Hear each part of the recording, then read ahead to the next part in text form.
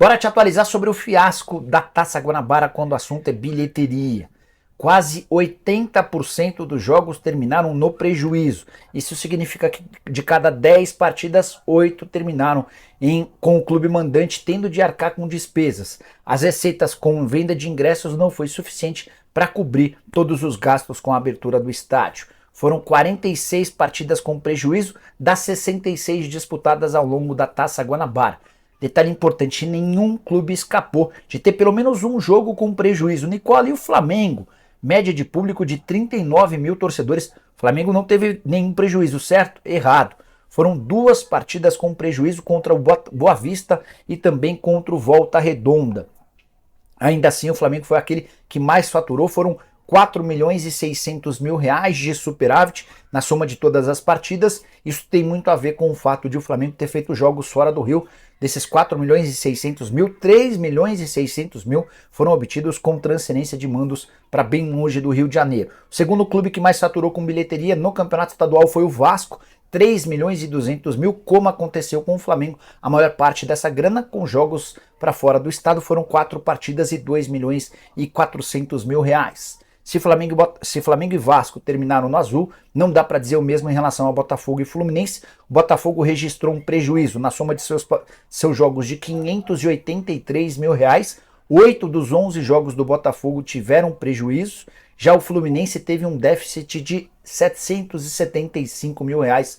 Só em 2 partidas do Fluminense não houve prejuízo. Bem, Vasco e Água Santa, Copa do Brasil, quinta-feira, 8 da noite, em São Januário. Já choveu um bocado nesta terça-feira aqui no Rio de Janeiro. O Água Santa, ele tem um atacante, Neilton, se lembra dele? Está com 30 anos, jogador muito promissor que apareceu no Santos.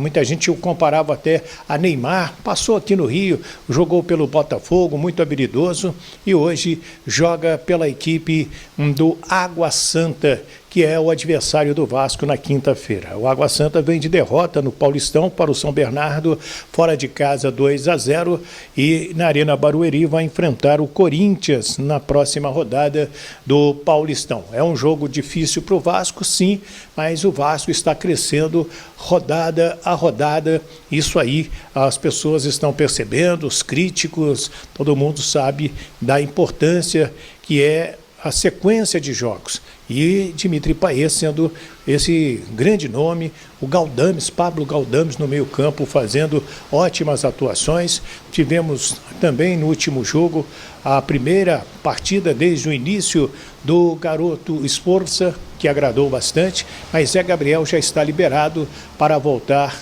à equipe. O atacante Cleiton Silva, ele está chegando ao Rio de Janeiro nesta quarta-feira para os exames médicos e também para assinar contrato.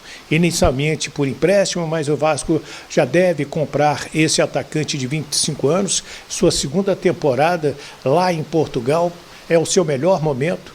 Antes de ir para Portugal, passou pelo Curitiba, já fez gol, inclusive no próprio Vasco da Gama, e é um jogador que chega com aquela promessa de estar ao lado do Pablo Verratti, sem o Verratti ser o seu substituto, jogando mais centralizado. Ele é mineiro de Belo Horizonte e tem 25 anos, repito.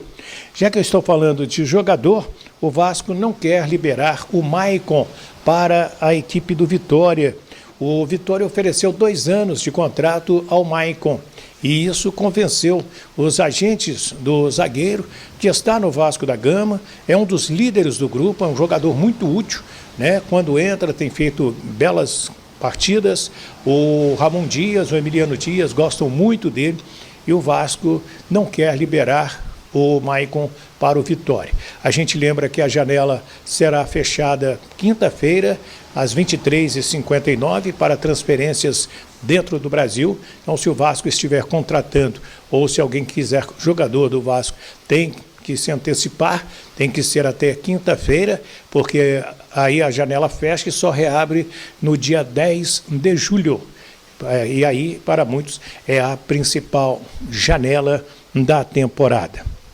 Bem, sobre o time que vai enfrentar o Água Santa, a gente ainda não tem uma noção, mas a tendência é o Vasco colocar força máxima. até para garantir a sua classificação à terceira fase da Copa do Brasil. Essa terceira fase, além de dar R$2.205.000 de cota, já é aquela de 2 jogos, um em casa e outro fora. Você passa a ganhar a renda sozinho quando você joga em casa. Para esse jogo de quinta-feira, por exemplo, todos os ingressos estão vendidos e o Vasco tem que dividir a renda com o Água Santa. Ele fica com 60%, independente do resultado, e o Água Santa leva 40% da arrecadação líquida de São Januário. E o time, então, deverá ter força máxima, como também para domingo, às 18h10, no estádio do Maracanã, diante da equipe do Nova Iguaçu. É o jogo confirmado. Aliás, é 18h30, Vasco e Nova Iguaçu. Por que os times querem jogar depois das 18 horas? Devido ao forte calor que vem fazendo no Rio de Janeiro.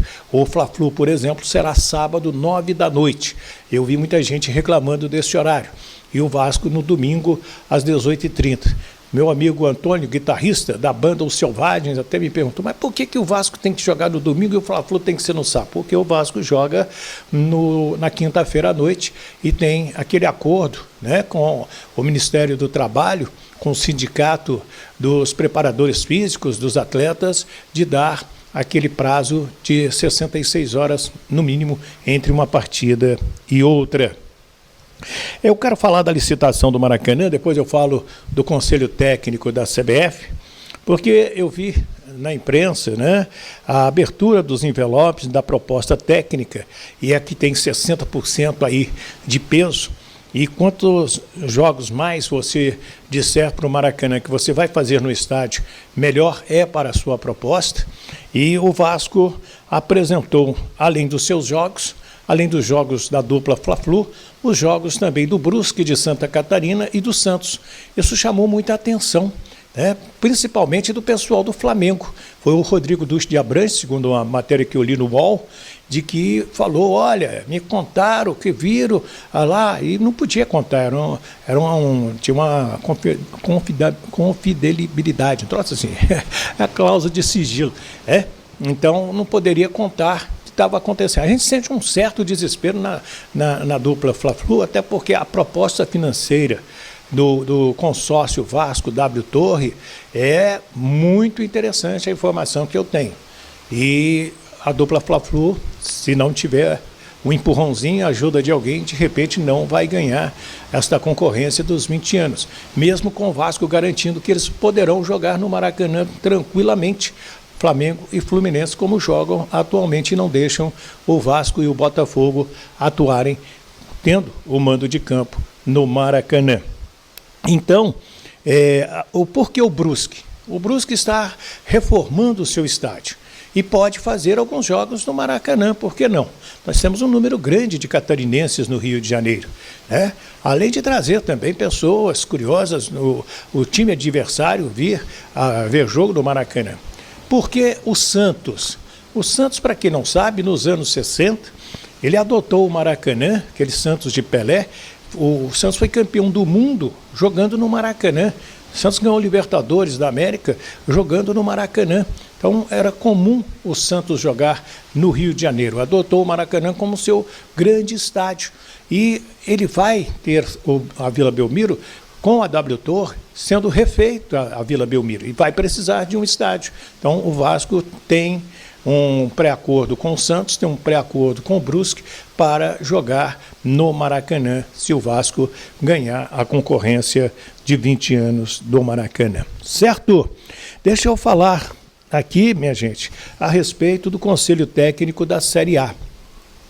Como a gente já vinha dizendo há algum tempo, a CBF criou o prêmio Roberto Dinamite, uma justíssima homenagem, e será dado ao artilheiro do Brasileirão. E além de um troféu, o artilheiro do Brasileirão também vai ganhar um prêmio em dinheiro pela artilharia.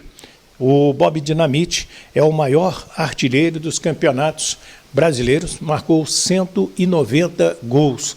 É uma marca que praticamente ninguém vai conseguir atingir, até porque antigamente os atletas ficavam muitos e muitos e muitos anos jogando pelos seus clubes. O Roberto Dinamite, ele jogou pelo Vasco, saiu rapidinho para o Barcelona, o Eurico foi lá e buscou e ficou até sair para jogar pelo Campo Grande, se não me engano, não é isso? Então, ele ficou muitos anos jogando no Vasco da Gama e foi, sem dúvida, o seu principal artilheiro. Foi aprovado pelos 20 clubes o aumento de 7 para 9 jogadores estrangeiros. Eram 5 em 2022, pulou para 7 a pedido do São Paulo no ano passado e agora vai para 9 jogadores estrangeiros podendo ser relacionados por jogo. A FENAPAF, a Federação Nacional dos Atletas Profissionais, ela foi contra e até apresentou, né, os seus argumentos, porque isso diminui o tamanho da possibilidade de atleta brasileiro atuar nos clubes, reduz também a possibilidade de aproveitamento de atleta da base. Agora, está vindo uma quantidade muito grande de gringos. Alguns não são lá grandes coisas, mas eles têm um salário inferior devido à desvalorização das moedas dos países deles, principalmente aqui da América do Sul, e vem também com essa vitrine que é o futebol brasileiro para o futebol europeu. O time que for jogar num campo sintético, por exemplo, Vasco vai jogar com o Botafogo no estádio Newton Santos. O Vasco pode pedir ao Botafogo e o Botafogo tem que permitir que um dia antes do jogo ele treine na grama sintética do Newton Santos para conhecer. O mesmo lá na Arena do Atlético Paranaense, o mesmo no Allianz Parque lá do Palmeiras, sendo que o Palmeiras atualmente nem ele está usando o estádio devido à qualidade da grama sintética que está sendo reformada. A Série A, ela começa no dia 13 de abril e o campeonato termina no dia 8 de dezembro. E uma coisa que foi aprovada que eu gostei, 100 jogos nas datas FIFA e o time que tem jogador convocado, ou no plural, jogadores convocados, e será o caso do Vasco, né, que tem o Puma Rodrigues, tem o Medel, tem o Galdames, que são sempre convocados pelas suas seleções, e o próprio esforço. O que acontece? Os clubes terão 48 horas entre o fim da data FIFA e a realização do seu jogo seguinte. Antigamente era um desespero de botar avião particular, voo fretado, para terminar o jogo, botar o cara dentro do avião e chegar a tempo de participar de um jogo importante. Agora, os clubes vão jogar 48 horas depois do final da data FIFA, é o que ficou aprovado. E os torcedores nos estádios, eles vão ouvir a decisão do árbitro com o VAR. Então, houve uma decisão em que o VAR participou e foi marcado o pênalti. Então, o árbitro vai pregar o microfone e, de maneira sucinta, vai dizer: olha, chegamos à conclusão que foi pênalti porque o fulano fez isso. Pronto. Numa frase, ele resume, todo o estádio vai saber qual foi a decisão do árbitro de campo com o árbitro de vídeo. Também acho um negócio bastante interessante. Então é isso aí, minha rapaziada. Muitas mudanças aí, né? No dia aí dessa terça-feira, né? Os clubes fizeram uma reunião, um conselho de ética aí para tomar decisões de algumas coisas antes do início do Campeonato Brasileiro, né? Foi decidido aí que os números de estrangeiro por partida aumentasse de 7 para 9, né? O Vasco aí que tem bastante jogadores estrangeiros, principalmente nessa janela chegou bastante jogador estrangeiro, né? E o Vasco buscou muito mais, sendo que não teve êxito nas outras contratações. Mas o Vasco aí foi um dos líderes que encabeçaram esse pedido aí junto com a equipe do São Paulo, Atlético Paranaense, para que tivesse esse aumento de estrangeiros por partida, né? Aumentando aí para 9 o uso deles.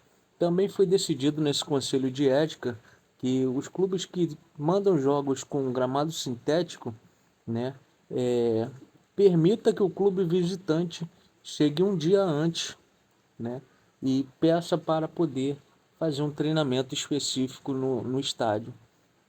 Por exemplo, aí, né, o Vasco vai enfrentar o Palmeiras no Allianz Parque e o Vasco pode chegar lá. O Vasco, vamos botar que o Vasco vai jogar no domingo, o Vasco pode chegar lá no sábado e pedir ao Palmeiras a liberação do Allianz Parque para o Vasco fazer um treinamento de reconhecimento da grama, né? Se adaptar um pouco mais. Todos os clubes que forem visitantes contra Palmeiras, Botafogo e Atlético Paranaense poderão fazer esse pedido se quiserem, né? Não é uma coisa obrigatória, mas só se os clubes decidirem fazer esse pedido. Eu acho muito interessante essa situação aí, né? E vamos ver como é que vai andar essas questões. É, Também foi decidido que o árbitro terá que falar no microfone para a torcida explicar sua decisão tomada no VAR, né? Rapaz, eu quero ver isso aí como é que vai ficar, né? Porque vimos aí pelo Campeonato Carioca o Vasco sendo muito prejudicado pela arbitragem, inclusive em jogos aí que não tinha VAR, né? O Vasco foi muito prejudicado e agora, até com VAR também, né? No clássico aí diante do Fluminense, o Vasco acabou sendo muito prejudicado, né? E coisa que vem acontecendo aí nos últimos anos, inclusive no Campeonato Brasileiro. Então, torcedor, deixa aí sua opinião. O que é que você acha disso aí? Do número de estrangeiros ter aumentado, né? Então, vamos ver como é que vai ficar.